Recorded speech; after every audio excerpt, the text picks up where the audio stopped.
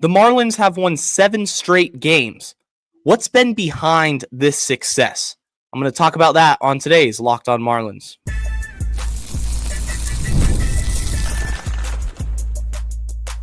You are Locked On Marlins, your daily podcast on the Miami Marlins. Part of the Locked On Podcast Network, your team every day.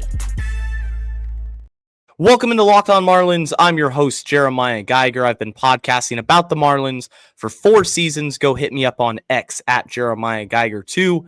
And thank you for making Locked On Marlins your first listen of the day. It's part of the Locked On Podcast Network, which is your team every single day. Don't forget to hit subscribe on the YouTube channel and let me know your thoughts in the comment section.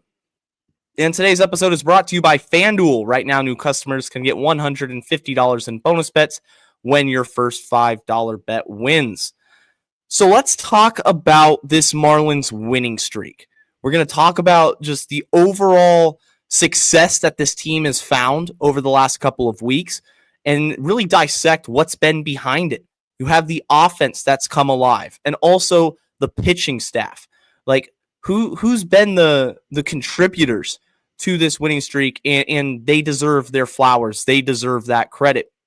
I'm going to start back last week against the San Francisco Giants because the Marlins took 2 out of 3 from Atlanta. Well, let's quickly start with that Atlanta series. You came off of a rough 3 out of 4. You lose 3 out of 4 to the Phillies at home.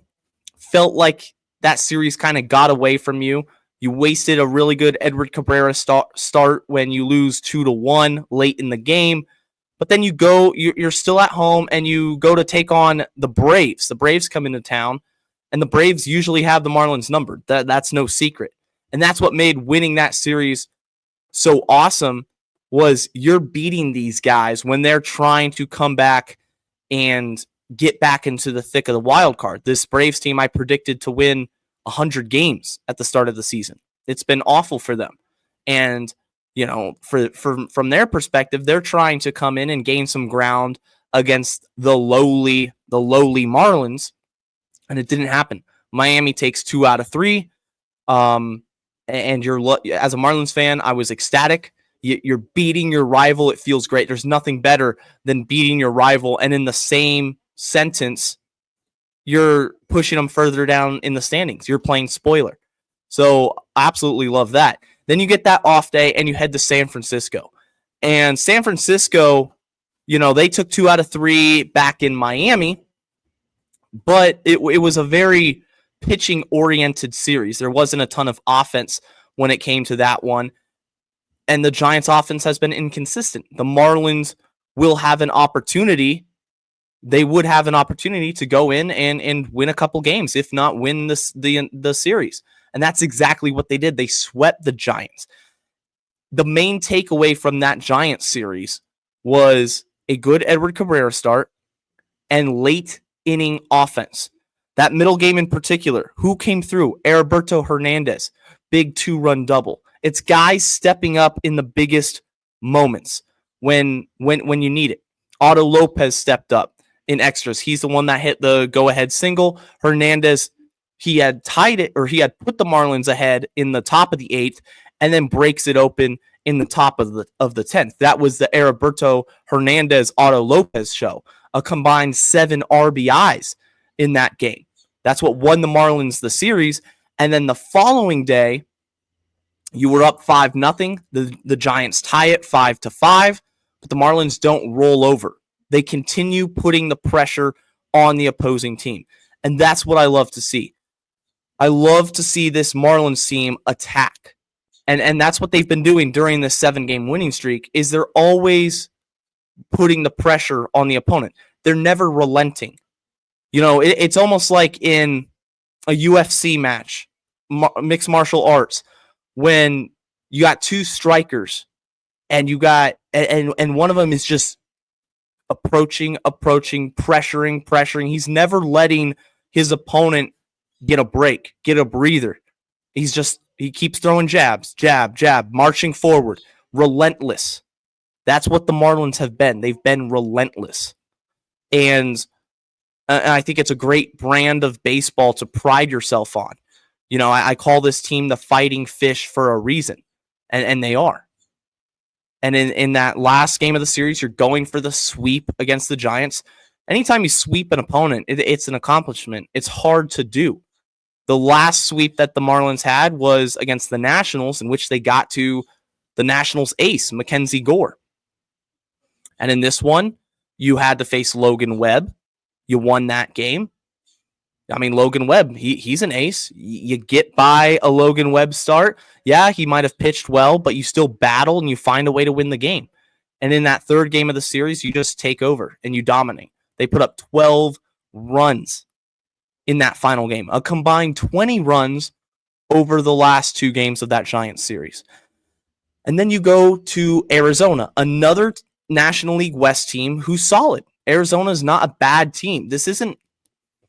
You're not beating the Colorado Rockies and the Pittsburgh Pirates. You're not sweeping those guys and then, hanging your hat on that as a huge accomplishment.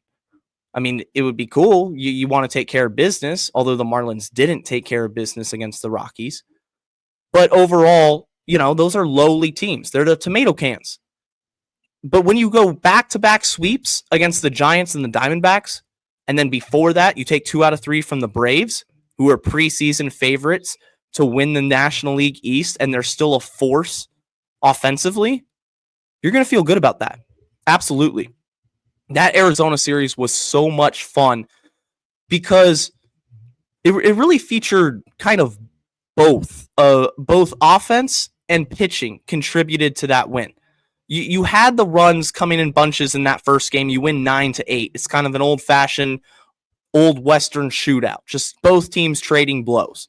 Both teams putting up runs. And you find a way to get it done. Otto Lopez with a big home run. Kyle Stowers with a homer. Guys were stepping up.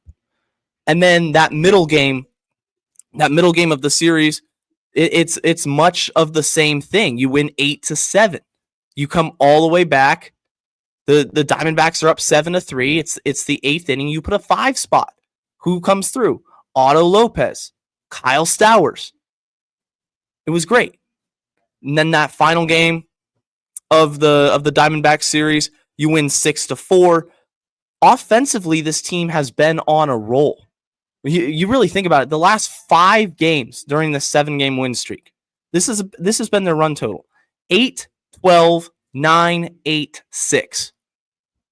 That is impressive. That is elite offensive production, elite run scoring.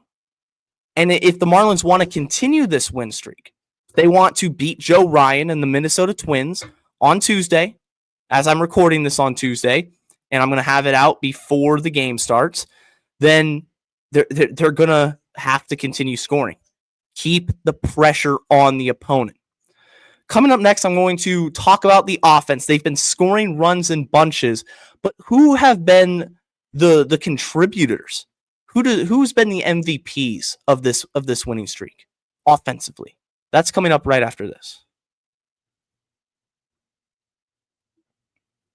And this episode is brought to you by Monarch Money. Do you ever wish managing your money felt easier? With Monarch Money, it can. Whether you're growing your savings or planning a big purchase, Monarch puts you in the driver's seat. It's like having your own personal CFO, giving you full visibility and control over your finances.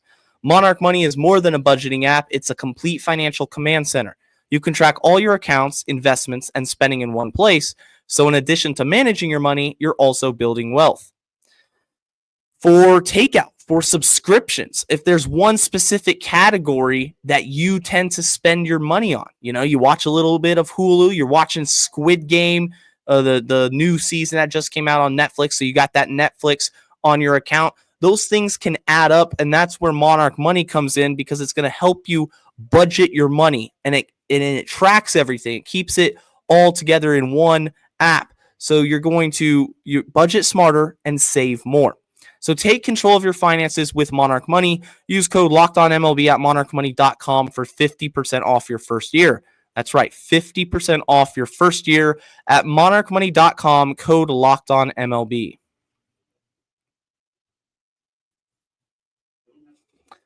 If you haven't already, do me a huge favor, hit subscribe on that YouTube channel. Let's continue growing this show together as the season goes on. Monday through Friday, it's on YouTube. And leave comments. I like reading your comments, responding, interacting with the Marlins fan base. Offensively, this team has been on an absolute heater. The runs they're putting up are not Marlins-like. This Marlins team is coming around and they're finding their groove.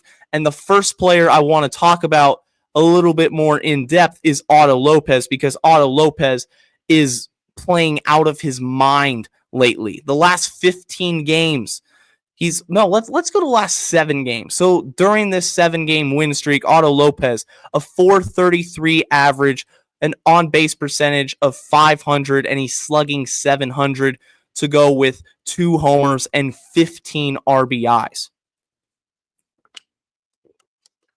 Those are elite numbers from Otto Lopez, somebody that needed to find a groove after a quick start to the season, and then he slowed down. He had the injury.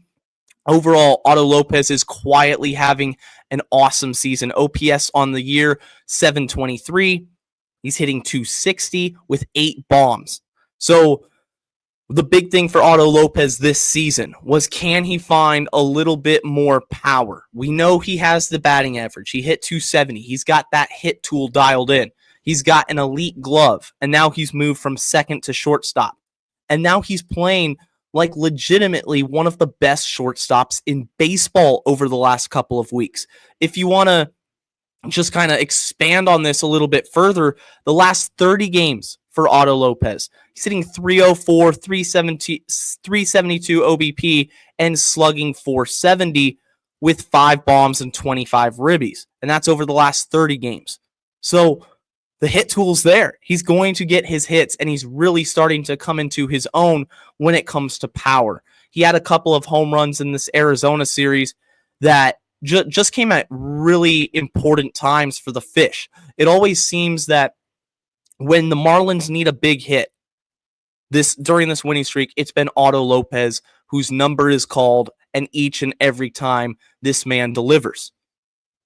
I don't know if his nickname should be the mailman, like Karl Malone back in the day, but Otto Lopez is playing like the mailman because he delivers each and every time. This dude is a stud. He's a beast. The Marlins have a player in which, until somebody else comes remotely close to being a blue chip elite level prospect, Otto Lopez should and will be the shortstop for the foreseeable future.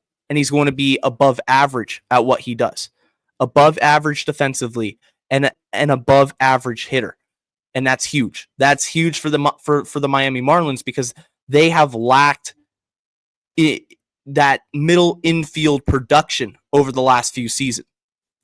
Lopez can be the answer at shortstop.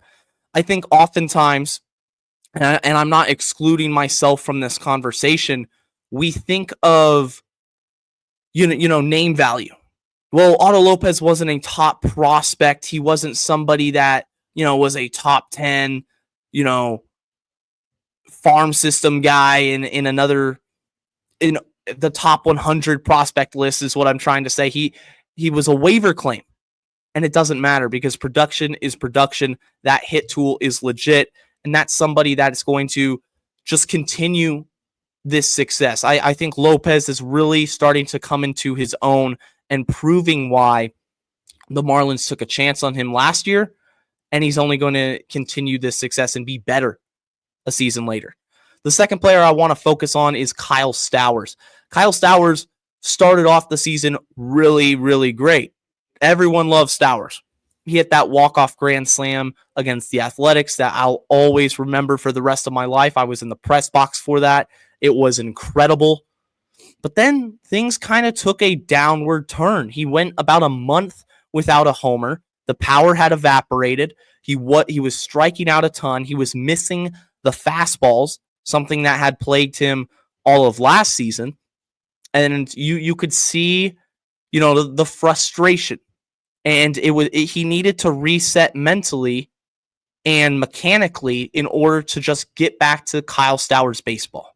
And that's what he did. Last 15 games, 295, 415 OBP, 659 slug. Last 7 games, he's hit 3 bombs. He's driven in 9, and he's hitting 375. 9 for 24 during the last 7. So Kyle Stowers is back, baby. That guy is probably going to be the Marlins all-star representative, and it's much deserved. And it's a great testament to perseverance, to adversity. How do you handle adversity? When you are in a 162-game season, there's going to be ups and downs. It's mountains and valleys. The ebbs and flows of baseball are probably unlike any other, just based on how the sport is constructed. Not only do you have a huge season, it's 162 games. It's a grind from March to October. You're going, you could be going 3 or 4 games without a hit, and you still got to go in the lineup, and you still got to try to get back in the swing of things. There's slumps. Slumps happen. And Stowers experienced one. But you don't jump the gun, and you don't assume this player is washed or isn't any good because of a short period of failure. Failure is something that's going to happen to everyone. And for these young Marlins players, it's going to happen. We've seen Agustin Ramirez struggle. We saw Otto Lopez struggle. Nobody is immune to failure. It's about how you respond off of that failure and continue your progression, your trajectory. Sometimes, think about like a stock market graph. When you're looking at a graph and you're going up, up, and then you're going down, and then you go up, and you go down, and then you go up, and you're still maintaining an overall positive trajectory, an upward trajectory.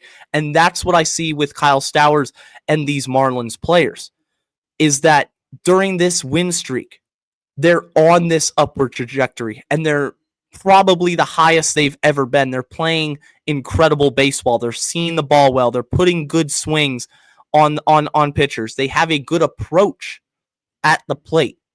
And for the rest of the season, they're not going to be immune to slumps. Kyle Stowers is going to have a slump again. There's going to be games where he's 0 for 4 with a couple Ks. Maybe there's not. Who knows? Maybe he just becomes Barry Bonds and they intentionally walk him, half the time the rest of the season. But it's unlikely. Stowers is young. He's a young player. Doesn't have a lot of major league experience. I know he's 27 years old, but the MLB is different than the minors. And Kyle Stowers is having one heck of a year and is most likely going to be the Marlins All-Star in Atlanta this July. An incredible turnaround for the Marlins. He's been integral to their success and to this winning streak. Coming up next, I'm going to talk about the pitching staff. In particular, Edward Cabrera as he makes his start Tuesday against the Twins, and also Sandy Alcantara during this win streak. And then the bullpen. The bullpen, I got to address that. And not Jansen Junk, Cal Quantrill. Cal Quantrill deserves some credit as well. That's coming up right after this.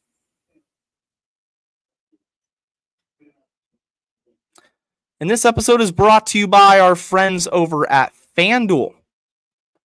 Summer sports are in full swing, and whether you're all about baseball under the lights, golf on the green, or high-stakes soccer action, FanDuel is the best way to make every game even more exciting. You're already following the action, so why not make it a little more thrilling? With FanDuel, you can get in on the game while your friends are getting sunburned at the beach. FanDuel is a great way to track your favorite matchups, and the app is going to keep it fresh with new daily promotions and fun ways to bet. Whether you're placing a same-game parlay or you're watching a bet go into the 9th inning, you can make all those regular season games exciting with FanDuel and with those parlays. And it's fast payouts, and it's must-watch. It's must-watch. When you got a bet going on, it's going to make those games really exciting for you. So if you're new to FanDuel, new customers can bet just $5 and get $150 in bonus bets if your first bet wins. Open the FanDuel app today or visit FanDuel.com to get started. A reminder that if you're watching on the YouTube channel, hit that subscribe button. But remember, Locked On Marlins is on all the major podcast platforms Monday through Friday. So share the podcast with your friends. Let's keep growing this as the season keeps going. Apple, Spotify, Amazon Music, you name it. If you're on the go, Locked On Marlins will be there for you. Also, this pitching staff for the Marlins, let's start with Edward Cabrera. During this win streak, he had a very good start against the Giants.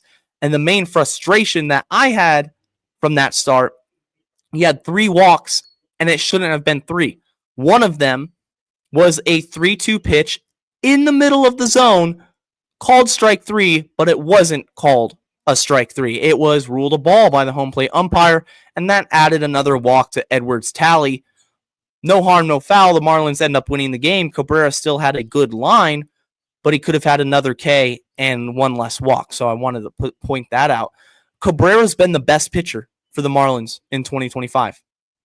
If you had to classify, just who's the ace, and you took somebody that didn't know the names of these players, they would point out Edward Cabrera as being the de facto ace of the Marlins pitching staff.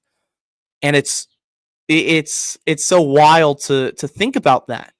But he gets another opportunity on Tuesday against the Twins. The Twins are a few games under 500. They're not a great baseball team. It's at home. It's another prime example or prime opportunity for Cabrera to showcase his dominance and to have one of those 7, 8, 9 strikeout games, maybe get into double digits. Cabrera's been great. Sandy Alcantara. So he had the game. He started off the winning streak, actually, back home at Lone Depot Park against the Braves in that Sunday rubber match. Pitched decent.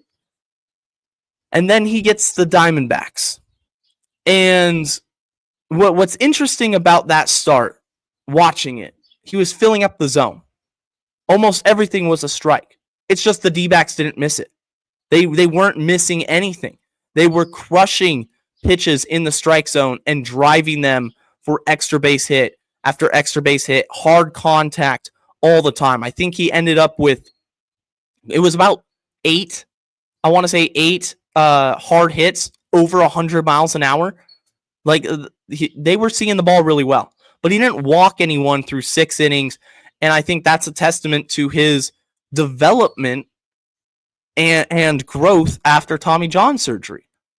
Getting back to who he was, one of the main struggles was his command. Well, Sandy commanded the strike zone. It just so happened, that he got hit really hard, and sometimes that happens. When it comes to his trade value, I do think there's still going to be teams, calling the Marlins, calling Peter Bendix, and trying to make a deal. I don't think that they're going to look at Sandy and say, "Oh, he's completely washed. He got really hit. He got hit hard by the Diamondbacks." Sometimes these things happen, and sometimes pitchers are going to have outings like that. That's just something that it happened to Sandy. The big thing for me is that he didn't walk anyone, and I'm going to be happy with that. Cal Quantrill, on the other hand, had a really solid couple of outings during this winning streak. He got the Giants. He pitched decent, 4 2/3, only gave up 2 runs, struck out 3. And then against the Diamondbacks, he gets 5 innings, 3 hits, 2 runs, struck out 5, only walked 1. Cal Quantrill has been doing what he was brought in to do without pitching deeper into the game. I know that's a bit of an oxymoron because, in my opinion, he was brought in to eat innings. But he hasn't been injured. He's doing everything in his capability to get through 5 innings. It's just the Marlins don't like running out their pitchers that long. They 5 innings is the max. I'd love to see him go 6. I'd love to see him go 7. But in terms of production, over his last 7 starts, he has an ERA of 4.22, 32 innings, 27 strikeouts, 7 walks. That's acceptable for a starter that you got for 1 year at $3.5 million. I'll take that. If he continues this, there's an opportunity for the Marlins to possibly flip him at the deadline and get a player to be named later or get a lower level prospect because ultimately he's going to be a free agent at the end of the year. The bullpen for the Marlins during this winning streak. One guy I need to mention, Anthony Bender. Anthony Bender was a dog against the Arizona Diamondbacks.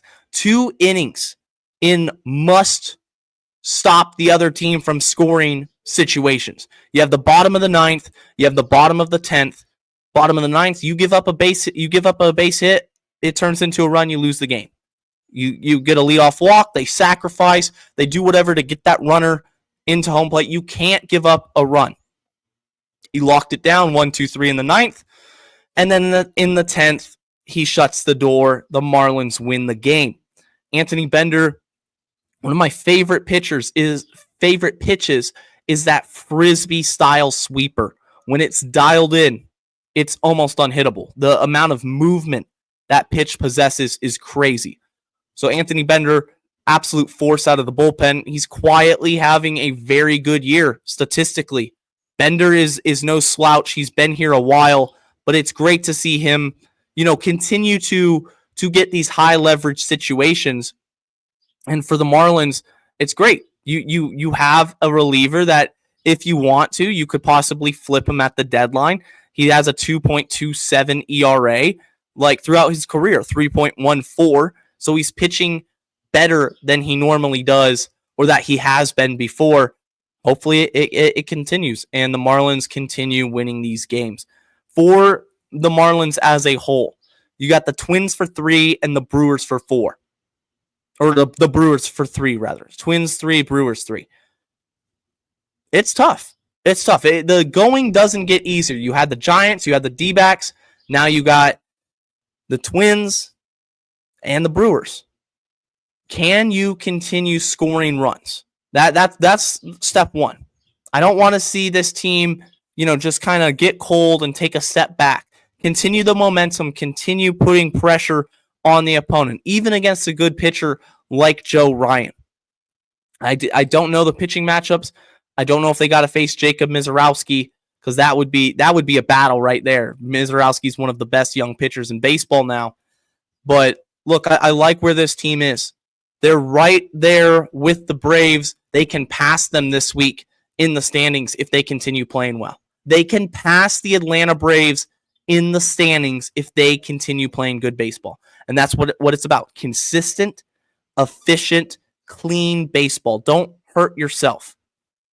For Clayton McCullough, have faith in your starters. I want to see Yuri complete 5 innings. I want to see Sandy bounce back from that Diamondback start and get back to the last 4 starts he had in which he had an ERA in the 2s. Let's continue the win streak. Let's go fish. That's going to do it for today's edition of Locked On Marlins. For your second listen, stay on the YouTube page. Go to the Locked On MLB channel and check out the new Locked On MLB Game Night. They recap every game every night over there. And until next time, guys, stay safe, stay locked on, and let's go fish.